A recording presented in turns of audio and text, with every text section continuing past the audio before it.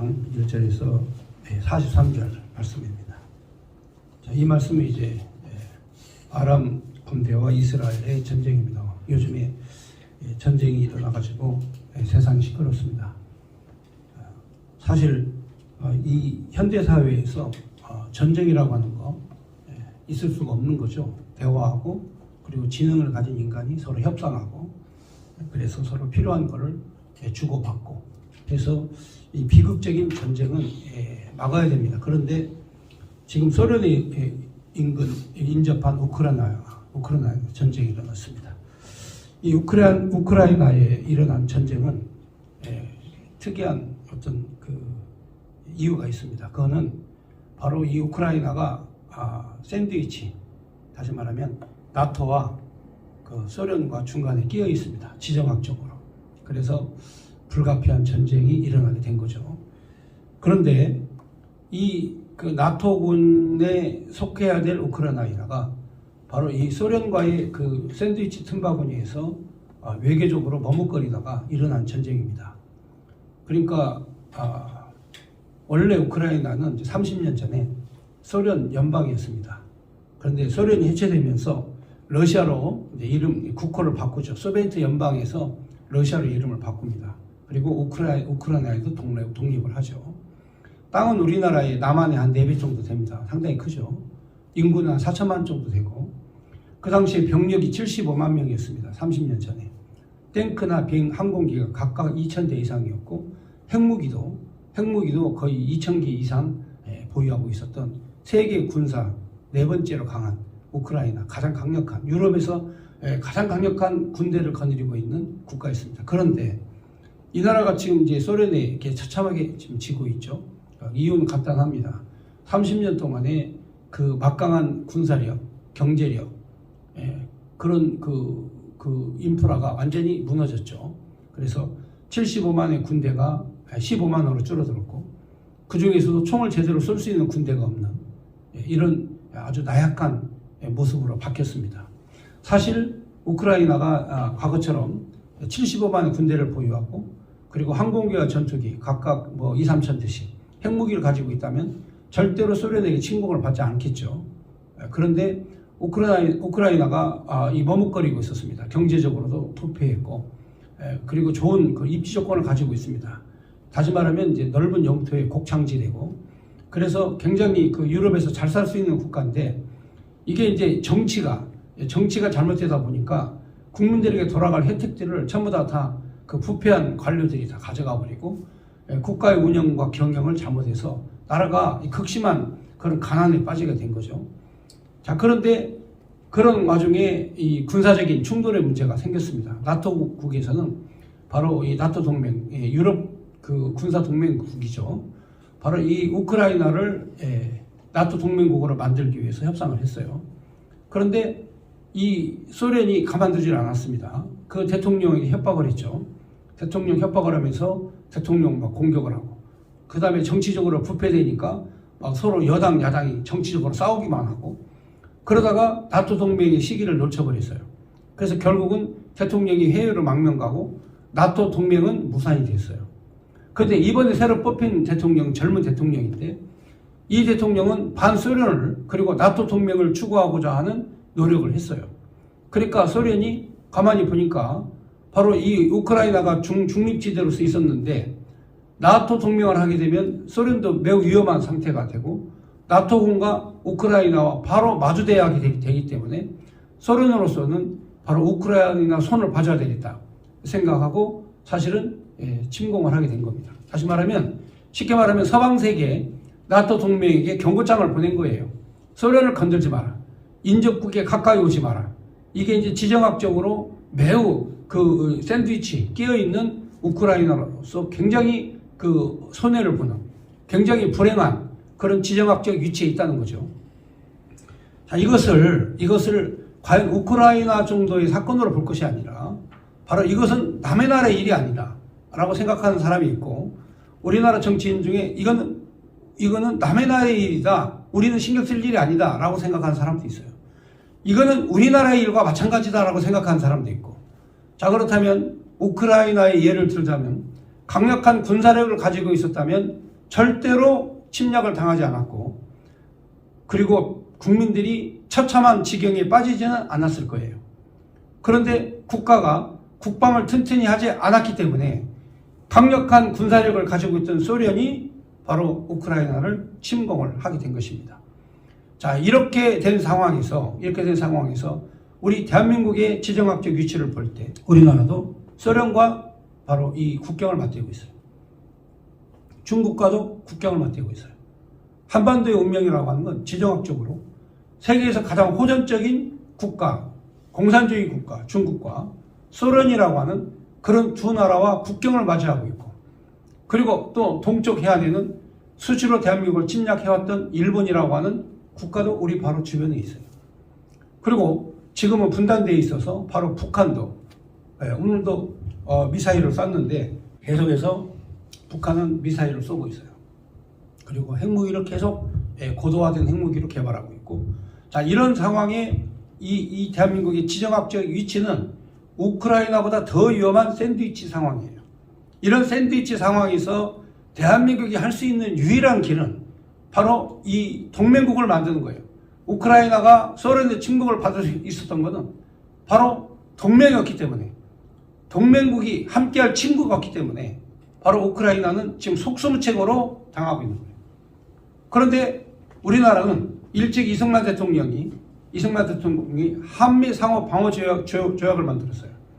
이게 바로 언제 만들어졌냐면 1953년 10월 달에 이 종전 협정을 하면서 이승만 대통령은 우리는 절대로 이 전쟁을 휴전 협정이죠. 휴전 협정을 하면서 우리는 휴전할 수 없다. 이 기회에 바로 남북 통일을 해야 된다. 이렇게 주장을 하면서 휴전 결사 반대를 했어요. 그러니까 미국은 이제 원래 영토대로 반절은 차지했으니까 이대로 휴전을 하자. 이 상태에서 해가지고 미국은 휴전을 하기로 했어요. 중국도 더 이상 전쟁에 참여할 만한 의미가 없기 때문에 많은 희생자를 냈지만 미국과 싸우는 게 굉장히 부담이 됐기 때문에 중국도 휴전을 하자고 했고, 북한도 이미 자신들의 모든 병력을 손실했기 때문에 더 이상 싸울 그런 힘이 없었어요. 그래서 바로 북한과 중국과 미국이 이 휴전협정을 할 때 이승만 대통령은 우리는 휴전하지 않는다 하면서 그 휴전협정에 조인을 하지 않았어요. 대신에 미국에게 뭘 요구했냐면, 그렇다면 미국이 우리 이 대한민국과 상호 방위 조약을 맺자. 미국이 침략을 당하면 우리가 가서 도와주고, 우리가 침략을 당하면 미국이 도와줘라 하면서 바로 이 동맹국의 가장 기본적이고 가장 철저한 조약이 상호방위 조약입니다. 그래서 미국과 우리 대한민국은 상호방위 조약을 체결을 했습니다. 자, 그리고 난 다음에 지금 거의 한 75년 세월이 흘렀는데, 이 세월이 흐르는 동안 대한민국은 수많은 전쟁의 위협이 있었어도 미군이 주둔하고 있고, 그리고 미국과 상호방위 조약을 맺고 있기 때문에 한 번도 이 땅에 전쟁이 일어나지 않았어요.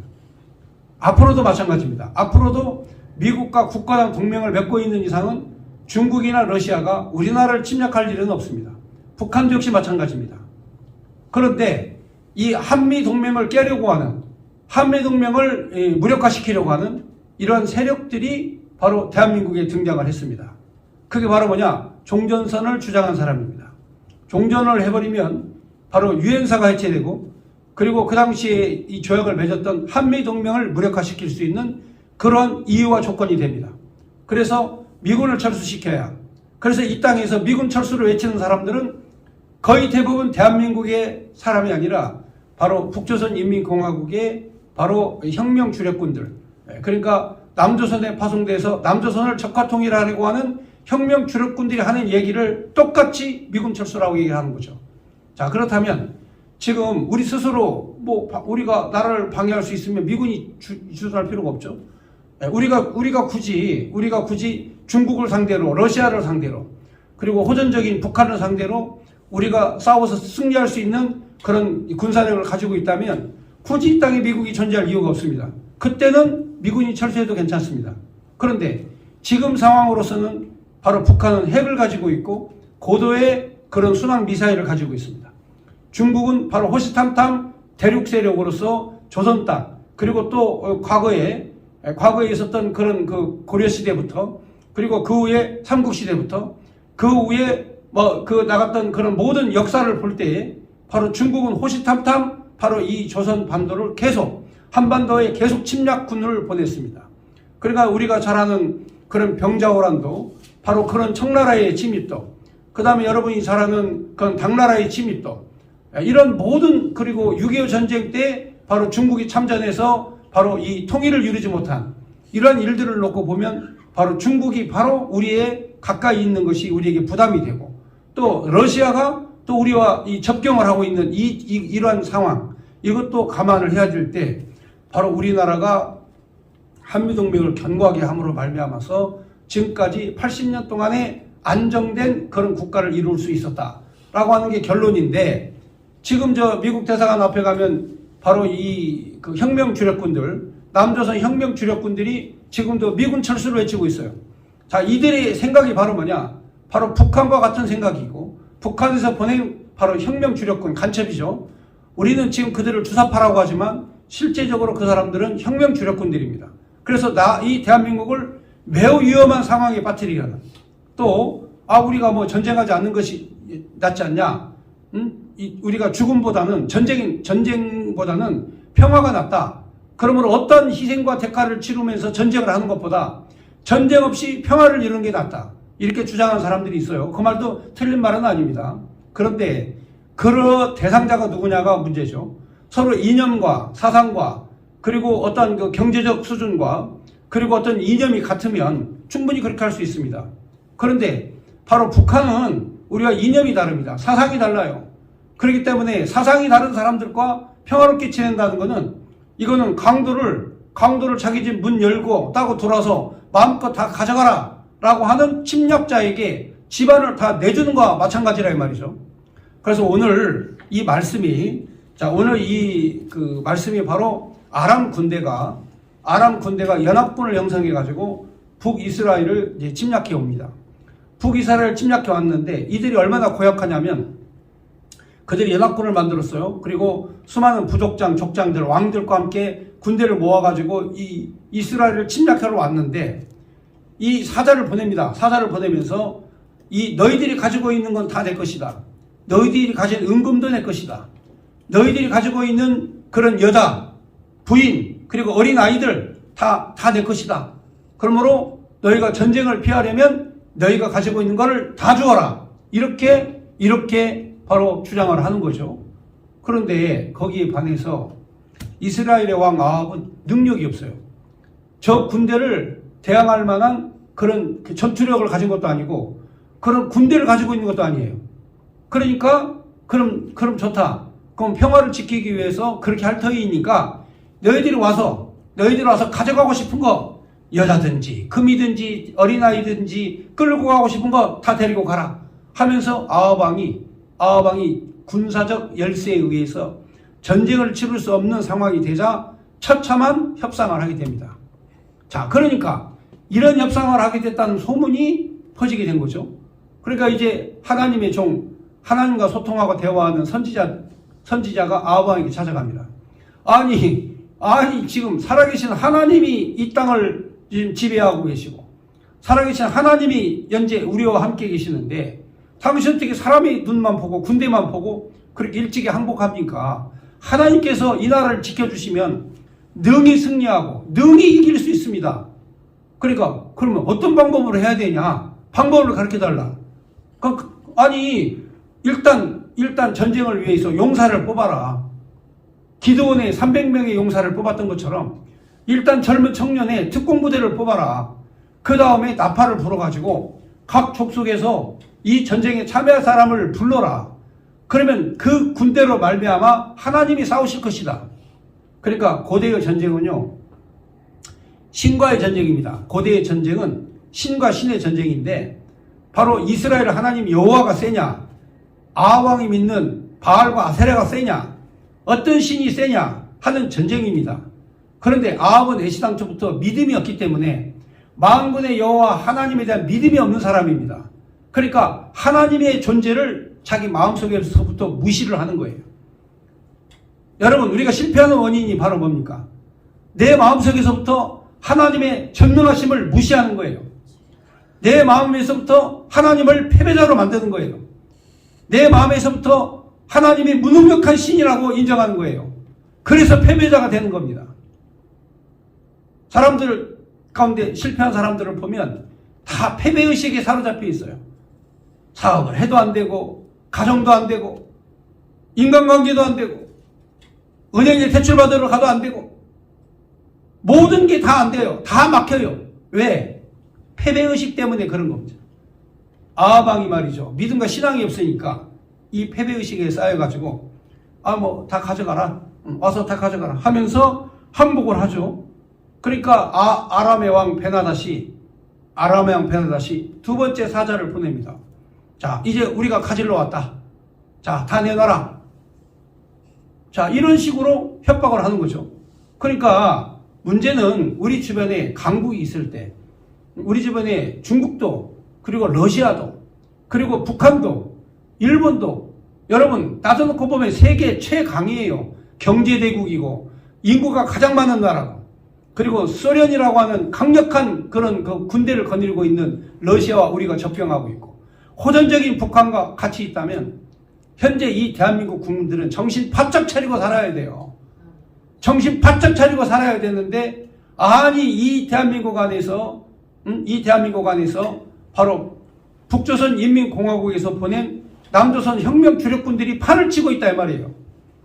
이런 가운데에서 과연 이 나라의 운명이 어떻게 될 건가? 이게 과연 온전하게 자유민주주의를 지키고 우리가 자유의 소중함을 지킬 수 있을 것인가? 라고 하는 매우 신중한 그런 질문을 하지 않을 수가 없어요. 이건 그냥 제가 꾸며낸 얘기가 아니라 그냥 지금 조금이라도 이 미국 대사관 앞에 가면 미군 철수를 외치고, 미군 철수, 한미동맹 미군 물러가라고 외치고, 미국 놈들 물러가라고 외치는, 아니 이런 사람들이 버젓이 돌아다니고 있다 이 말이에요. 이게 나라의 위기 아닙니까? 자, 그렇다면 성경에서는 이런 위기에 빠져있는 이스라엘을 어떻게 하나님이 구하시는가? 자, 이 모습에 대해서 한번 살펴보도록 하겠습니다. 9절부터 보겠습니다. 그러므로 왕이 베나닷의 사신들에게 이르되, 너희는 내 주 왕께 말하기를, 왕이 처음에 보내 종에게 구한 것은 내가 다 그대로 하려니와 이것은 내가 할 수 없다 하나이다 하라 하니, 사자들이 돌아가서 보고하니라. 그때 베나닷이 다시 그에게 사람을 보내어 이르되, 사마리아에 부스러진 것이 나를 따르는 백성의 무리에 손에 채우기에 족할 것 같으면 신들이 내게 벌 위에 벌을 내림이 마땅하니라 하매, 이스라엘 왕이 대답하여 이르되, 갑옷 입은 자가 갑옷 벗은 자 같이 자랑하지 못할 것이라 하라. 그때 베나닷이 왕들과 장막에서 마시다가 이 말을 듣고 그 신하들에게 이르되, 너희는 진영을 치라 하매 곧 성읍을 향하여 진영을 치니라. 자, 처음엔 협상을 했는데 협상이 결렬이 됐습니다. 하나님의 선지자가 가서 하나님께서 싸우시면 됩니다. 하나님이 우리와 함께 하시면 됩니다. 전쟁은 숫자 있는 것이 아니라 하나님의 능력이 있습니다. 이렇게 설명을 한 거죠. 그러니까 믿음이 없던 아합도 자기 가진 거 다 뺏기는 것보다 낫지 않습니까? 그래, 한번 싸워보자. 아합이 사악한 왕이지만 선지자의 말을 듣고 전쟁을 준비합니다. 그런데 여러분, 아람의 이 군대가 무려 현재 숫자로 봐서 13만 명이에요. 13만 명이나 됩니다. 그런데 이스라엘의 군대는 몇 명이냐? 특공부대 250명하고 그 다음에 보병부대 7,000명밖에 없어요. 이 군대를 어떻게 이기냐 이 말이에요. 이길 가능성이 없어요. 그러니까 사람들이 생각할 때 바로 실패하는 원인이 뭐냐면 자기만 있는 것으로 생각해. 나만 있는 것으로. 여러분, 자살하는 사람이 왜 자살한 줄 아십니까? 왜 자살하냐면 실패의식 때문에 자살하는 겁니다. 세상에 어느 누구도 나를 도와줄 사람이 없다. 이 세상에 나는 나 혼자밖에 없다. 자, 이런 생각을 한 사람이 자살하는 거예요. 그런데 바로 믿는 사람들은 만군의 여호와 하나님께서 우리와 함께 하신다 라고 하는 이 믿음이 있어야 되는데, 믿음이 없으면 어쩔 수 없어요. 여러분, 믿음이 없는 사람은요 실패할 수밖에 없어요. 그러나 믿음을 가진 사람은 소망이 있습니다. 이길 수 있는 소망, 성공할 수 있는 소망. 그래서 하나님께서 바로 아무것도 없는 이 아합 왕에게 하나님의 군대를 보내는 거예요. 자, 그러면서 13절에 한 선지자가 이스라엘의 아합 왕에게 나아가 이르되 여호와의 말씀이 내게 이 큰 무리를 보느냐 내가 오늘 그들을 내 손에 넘기리니 너는 내가 여호와인 줄을 알리라 하셨나이다. 자, 이제 하나님의 능력을 보여주신다는 거죠. 예. 그러니까 지금 우리 민족에게 필요한 것은 바로 하나님의 능력입니다. 하나님의 능력을 보여주려면 제일 먼저 목회자들이, 제일 먼저 교회가 바로 하나님의 진리의 말씀을 따르고 하나님의 명령에 순종하는 태도를 보여야 됩니다. 그런데 오늘날 교회가 바로 이 남조선에 파송된 바로 혁명 주력군들의 이야기를 듣고 그들의 뜻을 동조하고 그들을 보호하고 그들의 생각대로 움직이고 현재 이 짓을 하고 있으니 과연 이 대한민국이 한국의 교회가 이게 온전하겠습니까? 만군의 여호와 하나님의 능력을 우리에게 보여줄 것이라고 하는 확실한 이런 태도로 하나님의 말씀하셨음에도 불구하고 바로 한국의 교회, 한국의 목회자들이 바로 이렇게 하나님의 능력에 힘입고 기도하는 이런 태도를 보이지 않고 북에서 파송한, 북조선인민공화국이 파송한 그런 혁명 주력군들의 말을 듣고 그들을 동조하고 그들을 지원하고 그들에게 정치적인 힘을 실어주고 그들을 위해서 기도하고 이런 나라가 과연 하나님께서 지켜주시겠느냐 하는 거죠. 이렇게 분열된 나라, 이렇게 믿음을 저버린 나라, 이런 나라에 과연 하나님의 능력이 임하겠느냐 하는 거죠. 그래서 오늘 14절에 보면 아합 왕이 이르되 누구를 통하여 그렇게 하시리이까? 대답하되 여호와의 말씀이 각 지방 고관의 청년들로 하리라 하셨나이다. 아합이 이르되 누가 싸움을 시작하리이까? 대답하되 왕이니이다. 아합이 이에 각 지방 고관의 청년들을 계수하니 230명이요. 그 외에 모든 백성 곧 이스라엘 모든 자손을 계수하니 7,000명이더라. 자, 230명 고관이죠. 다시 말하면 이 지방을 다스리는 고관 청년들이죠. 전부 다 불러들이죠. 230명. 그 다음에 이스라엘 군대를 계수하니 7,000명이더라. 자, 이 군대로 13만 명의 아랍 군대를 이제 대항하고 싸워야 되는 상황입니다. 자, 이때 16절에 보면 그들이 정오에 나가니 베나닷은 장막에서 돕는 왕 30명과 더불어 마시고 취한 중이라. 각 지방 고관의 청년들 230명 특공부대죠.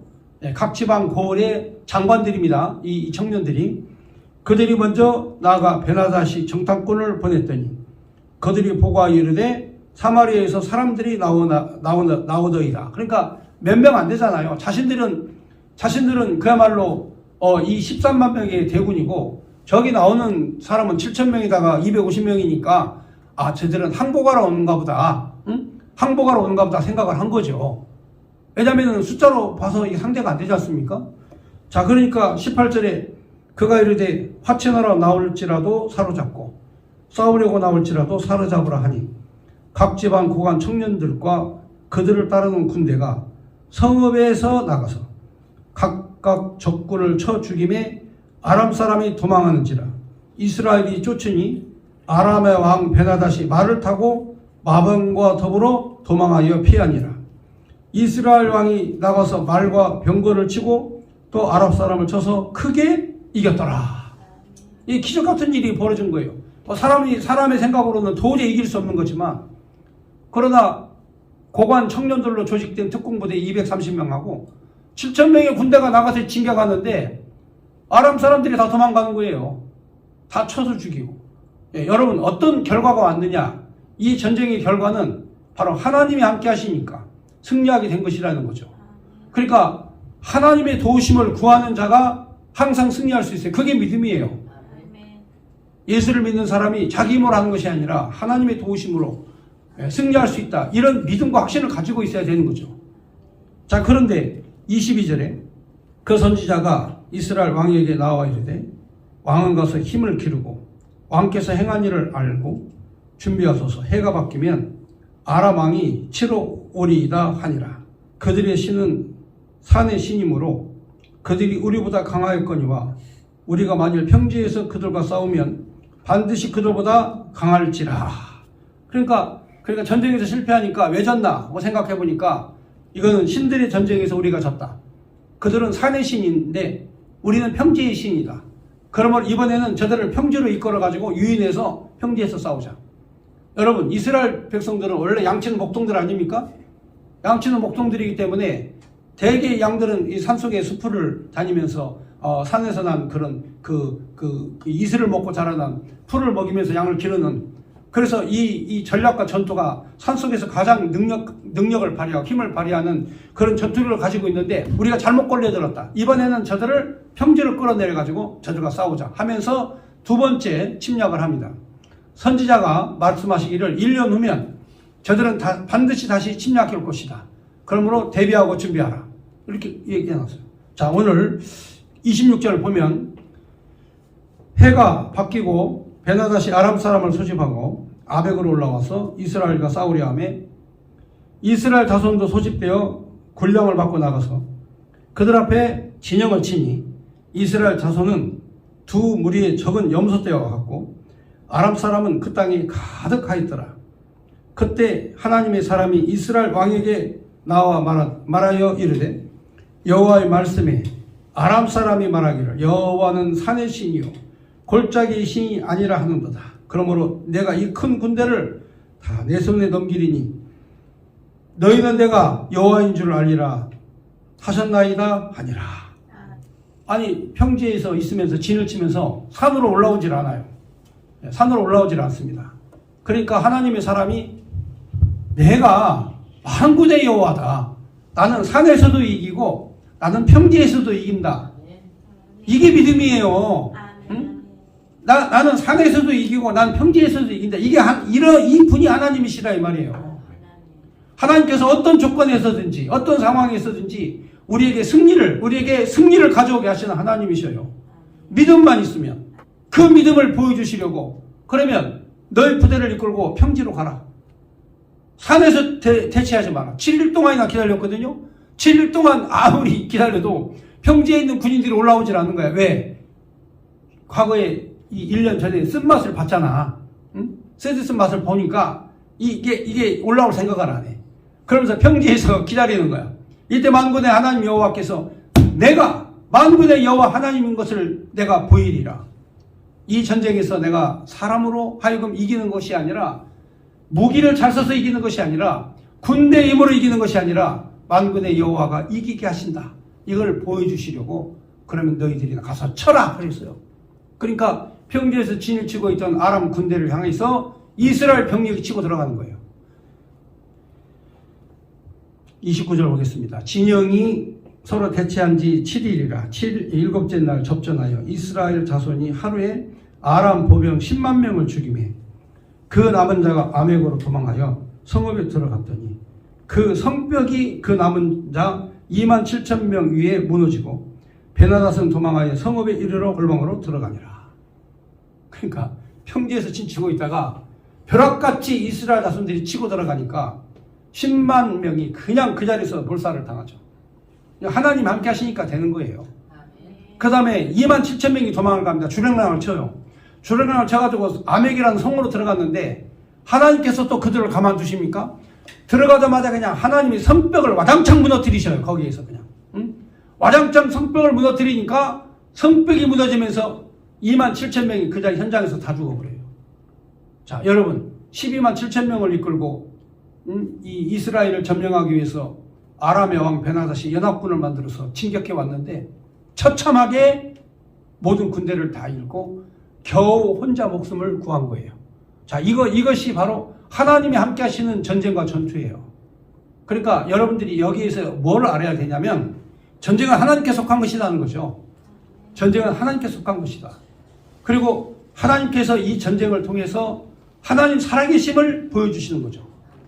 지금 러시아가 호언장담하고 지금 진격해 쳐들어갔습니다. 네. 라토아니아 쳐들어갔는데 여러분 키예프라는 수도에 지금 현재 집결해 있어요.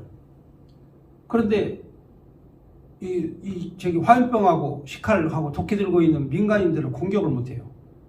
예. 군대를 다 섬멸했는지 키예프까지 진군을 했는데 3일 만에 거기에 포위를 하고 진격을 못하는 거예요. 여러분 왜 그런 줄 아십니까? 동맹은 맺지 않았어도 만약에 소련군이 반인도적 행위를 한다. 자, 민간인을 학살한다. 자, 이런 경우가 되면 바로 이 나토 동맹군들이 진격에 들어갑니다. 왜냐?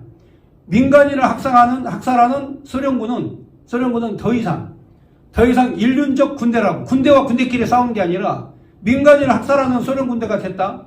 그러면 여러분, 예, 그렇죠. 나토 동맹군이 현재 폴란드에 다 집결되어 있기 때문에 국경만 넘어가면 바로 들어가는 거예요. 최신 첨단 무기로 전부 다 부장하고 있기 때문에 소련도 지금 현재 굉장히 위협적이죠. 그러면 여러분 키예프로 수도로 들어갔을 때 이때의 민간인들이 소련군과 마지막 최후의 결전이다 하고 덤비고 싸우면은 민간인들을 죽여야 되잖아요. 자, 그렇다면 민간이 학살이 되는 거예요, 군대가.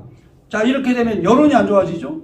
그러니까 소련이 지금 그 앞에서 어려움에 봉착해 있는 거예요. 그 다음에 세계의 모든 여론이 바로 이 리투아니아를 굉장히 지금 현재 우호적으로 보고 있어요. 왜? 피해자니까. 어제는 13명이 섬을 지키고 있는데 그 함대가 항복하라고 했으니 우린 끝까지 최후 항전하겠다. 러시아 함선이 물러가라. 이렇게 얘기하니까 거기다가 함포 사격을 해가지고 13명 전부 다 거기서 전멸을 했어요. 그러니까 이 함대와 13명의 그 초병들이 무슨 힘이 있겠어요. 그렇지만 거기다가 함포를 발사해가지고 전멸을 시키는 이런 군대가 아주 잔인한 군대다. 이렇게 현재 지금 세계 여론이 안 좋아지고 있어요. 그리고 미국과 서방 국가가 소련과는 모든 금융을 전부 다 중단한다. 해가지고 금융 제재를 시작했어요.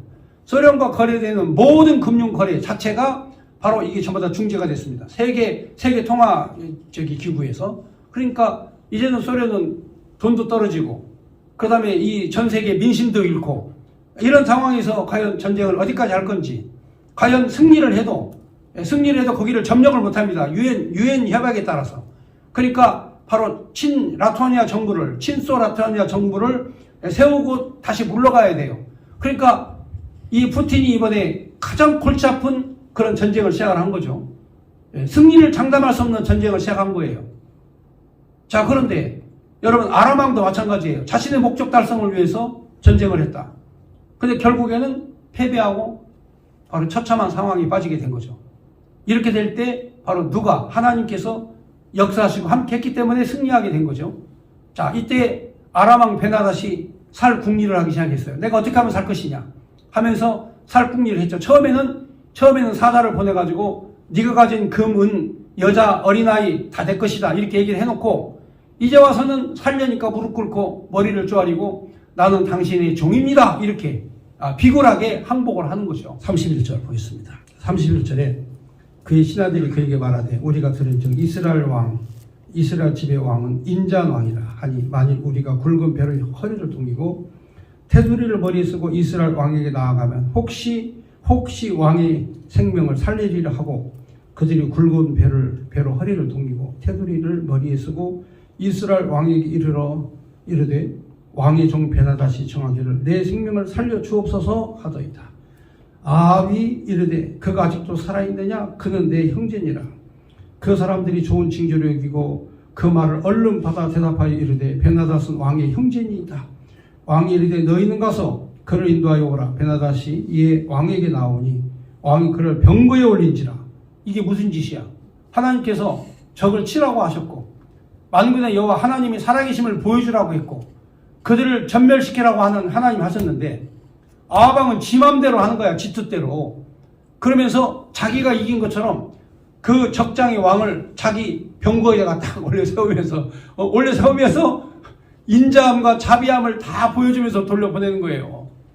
여러분 하나님의 만군의 여호와의 능력을 통해서 적을 섬멸하라고 그랬지 이 적과 확친하라고 하지는 않았잖아요. 34절 베나닷이 왕께 아뢰되 내 아버지께서 당신 아버지에게 빼앗은 모든 성읍을 내가 돌려보내리이다. 또 내 아버지께서 사마리아에서 만든 것 같이 당신도 다메섹에서 당신을 위하여 거리를 만드소서. 아합이 이르되 내가 이 죄악으로 인해 당신을 놓으리라 하고 이에 더불어 죄악을 맺고 그를 놓았더라. 참 기가 막힌 일이죠. 자기 이름을 드러내는 거리도 조성해라. 그러면서 왕을 자기 병거에 태우고 적장을 태우고 그러면서 생쇼를 다 하나님이 죽이라는 건 다 죽여야 돼요. 하나님이 멸하라고 하는 건요 다 멸해야 됩니다. 예. 여러분 지금 소련에서 만든 공산주의를 소련이 채택한 줄 아세요? 공산주의는 실패한 이론이기 때문에 바로 이 공산주의는 소련에서 폐기시켰어요. 그래서 소련이 자유민주주의 시장경제를 받아들인 거예요. 그래서 소련을 인민공화국이라고 안 씁니다. 소련은 러시아입니다, 그냥. 그런데 현재 이 공산주의를 받아들인 나라가 중국인데 중국도 막스와 레닌 사상 다 버렸어요. 흰 고양이든 검은 고양이든 쥐를 잡는 고양이가 좋은 고양이다 하면서 백성을 먹여 살리고 잘 사는 게 바로 중국의 목표다 해가지고 바로 중국이 막스와 레닌의 공산주의 이론 다 함께 평등하게 사는 거 공정하게 같이 사는 거 이거 전부 다 포기했어요. 여러분 정치 체제만 공산당이지 바로 중국도 바로 시장 경제를 도입을 한 거죠. 그런데 지금 지구상에서 가장 유일하게 막스와 레닌의 사상을 얘기를 하면서도 실제적으로는 막스와 레닌은 없어져 버리고 김일성의 주체 사상만 가리키는 북한. 북한이 바로 어떻게 주장하느냐. 김일성이 북한을 딱 점령하고 한 얘기가 있어요. 그 얘기가 뭔 얘기냐. 자, 모든 토지를 몰수해서 농민들에게 나눠줘라. 그 다음에 두 번째, 공장의 노동자들. 자, 공장도 바로 이 재벌에게서 이 공장을 탈취하고 그리고 그걸 빼앗아서 노동자에게 돌려줘라. 이게 바로 김일성이 처음 북한을 점령하고 한 얘기예요. 그런데 지금 21세기에 와가지고 바로 이 정치인들이 똑같이 김일성이 한 얘기가 똑같이 바로 토지 국유화 그 다음에 재벌 해체 여러분 평등한 사회 기본소득 아니 북한 김일성이 처음 했던 이야기를 그대로 얘기를 하고 있는 거예요. 여러분 이게 성공했으면 따라서 해도 괜찮아. 그런데 북한이 그렇게 해가지고 세계에서 가장 가난한 나라 가장 비극적인 국가로 만들었지 않습니까? 그런데도 아직까지 정신을 차리지 못하고 아직까지 국민들이 깨어있지 못하고 그런 선동에 속아 넘어간다는 게 이게 이해가 안 되는 거예요. 오늘 여기 이 전략적인 그런 성경 내용에서 보면은 두 번이나 침략해왔을 때 바로 이 하나님의 군대가 그들을 물리쳐줬는데 마치 자기가 승리한 것처럼 이렇게 행동을 하는 아합에 대해서 하나님 가만 놔두시겠습니까? 가장 중요한 건 그렇습니다. 한국교회가 범죄하고 있어요. 한국교회가 하나님 앞에 죄를 범하고 있습니다. 그러니까 바로 이 북조선 인민공화국에서 남한으로 침투시킨 남조선 혁명 주력군이 누군지 구분을 못하는 거예요. 그래서 한국의 교회가 그들을 위해서 기도하고 그들을 후원해주고 그들을 지지하고 한국교회가 이렇게 적인지 악군인지 구분을 못하는 이런 상태에 빠져 있을 때 나라가 위기에 빠진 거 아니냐 그 말이에요. 그래서 제가 이 내용을 알기 때문에 다시는 이런 범죄와 죄를 짓지 말자. 이 나라가 위기에 빠져 있다. 이 나라가 정말 백척간두에 있다. 라고 생각하고 제가 오늘 이 내용의 말씀 사무엘상 20장의 내용을 통해서 적과의 싸울 때에는 용서하지 말고 싸워야 되는 거예요. 공산주의를 물리칠 때는 살려두지 말고 끝까지 처결을 해야 바로 자유민주주의가 보호될 수 있다. 하나님께서 바로 이 아람의 군대를 완전히 진멸하라고 만드는 여호와 하나님의 능력을 보여주라고 그렇게 했는데도 불구하고 아합왕은 믿음이 없어요. 그러니까 자기가 한 줄 알아. 이게 범죄 행위예요. 그러므로 하나님의 말씀을 따르지 않는 이게 범죄 행위다 그 말이죠. 자, 마지막에 선지자가 이제 가서 아합에게 경고를 합니다. 선지자의 무리 중 한 사람이 여호와의 말씀을 그의 친구에게 이르되 너는 나를 치라 때려라 하였더니 그 사람이 치기를 싫어하는지라. 자, 이게 이제 비유로 그러니까 이 아합을 깨닫게 하기 위해서 지금 비유로 얘기하는 거예요. 비유로 얘기하는데 이게 지금 현재 지금 시간상 여러분들 이거 읽으면 무슨 내용 아니까 38절로 가겠습니다. 선지자가 수건으로 자기 눈을 가리어 변장하고 길가에서 왕을 기다리다가 왕이 지나갈 때 큰 소리를 질러 왕을 불러 이르되 종이 전장 가운데 나갔더니 한 사람이 돌이켜 어떤 사람을 끌고 내게로 와서 이르기를 이 사람을 지키라. 만일 그를 잃어버리면 내 생명으로 그 생명을 대신하거나 그렇지 아니하면 내가 은 한 달란트를 내어야 하리라 하거늘 종이 이리저리 이를 볼 동안에 그가 없어졌나이다. 자, 이스라엘 왕이 그에게 이르되 내가 스스로 결정하였으니 그대로 당하여야 하리라. 제가 급히 자기의 눈을 가린 수건을 벗으니 이스라엘 왕 아합이죠. 아합이 그가 선지자 중 한 사람인 줄을 알고 알아본지라. 그가 왕에게 아뢰되 여호와의 말씀이 내가 멸하기로 작정한 사람을 내 손에서 놓았은즉 내 목숨을 그 목숨을 대신하고 내 백성은 그의 백성을 대신하리라 하셨나이다. 아니 죽이라고 한 사람은 죽여야지 왜 살려주냐 이거죠. 하나님의 명령이. 하나님 명령이 죽이라고 하면 왜 살려주냐 이거예요. 지키라고 한 자를 못 지켰으니까 네가 대신 목숨을 내놔라 한 것과 똑같이 아합 왕이 하나님 앞에 범죄를 한 거죠. 그러니까 이런 범죄, 이런 교만함이 어디서 나오느냐? 만군의 여호와 하나님을 모르기 때문에, 만군의 여호와 하나님을 모르기 때문에 이런 범죄를 저지르는 거예요.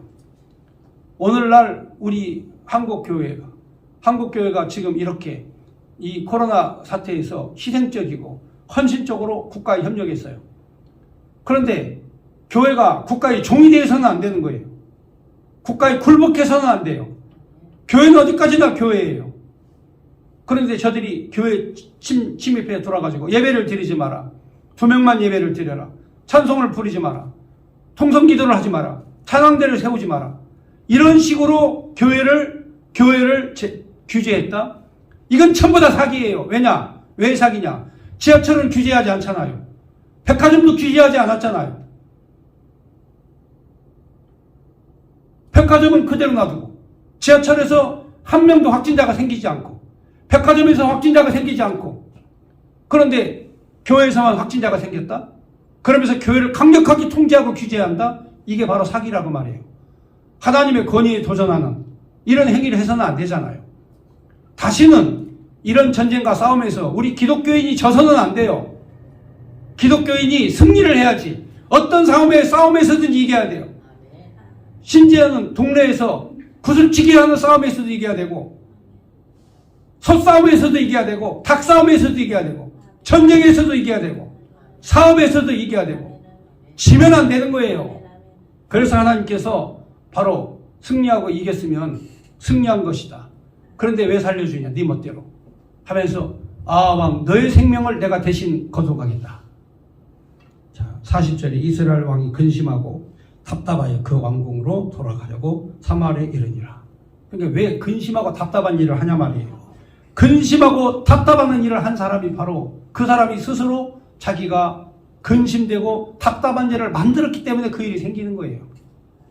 해결할 수 있는 유일한 방법은 만군의 여호와 하나님 앞에 돌아오는 겁니다. 그러면 이길 수 있습니다. 감사합니다.